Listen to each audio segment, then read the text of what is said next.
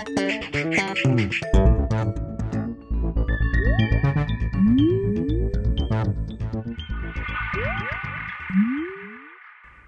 everyone and welcome to The Vortex, where lies and falsehoods are trapped and exposed. I'm Michael Vorse. So it's June.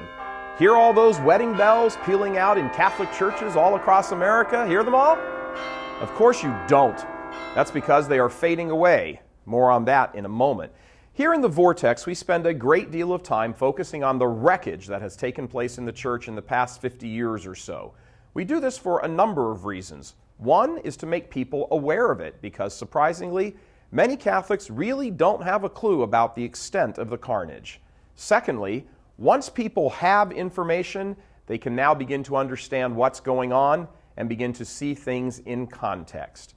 Thirdly, armed with information, they can now begin to help change the situation. There is little else on the earth more powerful than knowledge.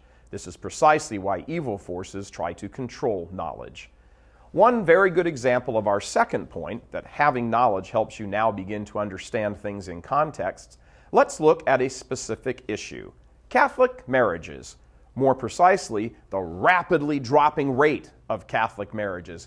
In the last almost 40 years, the raw number of Catholic marriages in the U.S. has dropped nearly 60%, from roughly 415,000 in 1972 to slightly less than 170,000 in 2010.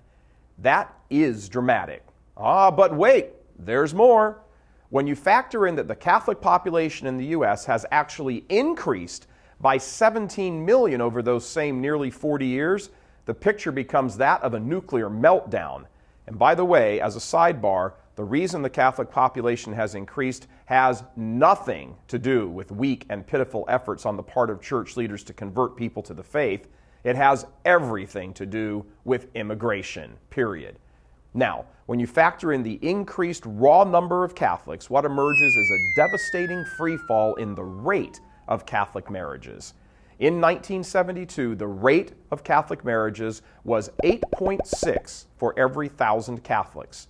In 2010, it had fallen off the cliff to a rate of 2.6 for every 1,000, a drop of over 300%. Is there one area, just one area of the faith, that the modernist, hippie, liberal, progressive, watered down the faith, bongo pounding, liturgy destroying, church renovation modernist crowd has not destroyed? And are there more than a handful of bishops in the U.S. and the rest of the formerly civilized world who have lifted a finger to stop this collapse of the faith? These men and their weak-willed professional Catholic staffers and supporters need to stop counting their shekels and start counting souls. The old tired line from the liberal or gay or modernist priest in the parishes and the fellows downtown who run the show has been, "Oh, no need to worry. All these young people leave the church during their college years, but once they get married and have kids, they come back." Are you mental? No, they do not come back. They grew up in your Protestantized liturgies and voted with their feet. You did not, and most importantly, still do not deliver the truth of Christ and His teachings, and they have left in swarms, as is evidenced by these latest numbers. They don't come back because you don't have anything interesting to say or offer them. So armed with this information, fellow Catholics, what can you do? Well, you can look at the spiritual strength of your parish, assess it carefully.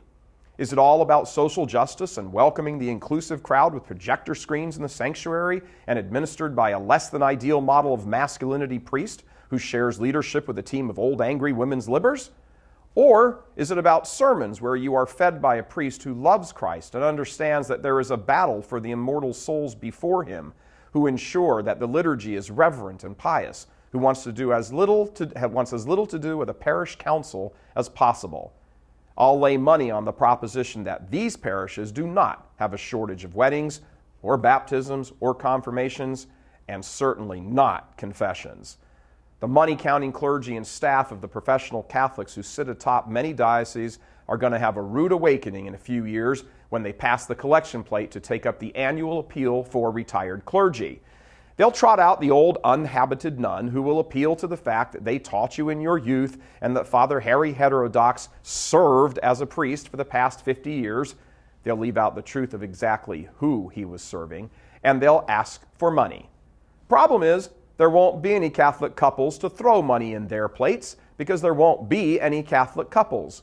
When it comes time to hear the ringing of the wedding bells, the modernist progressive liberals in the church really do need to ask for whom the bell tolls.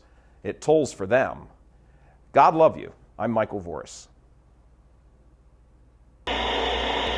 Please help us keep delivering these kinds of messages that so desperately need to be heard and acted on.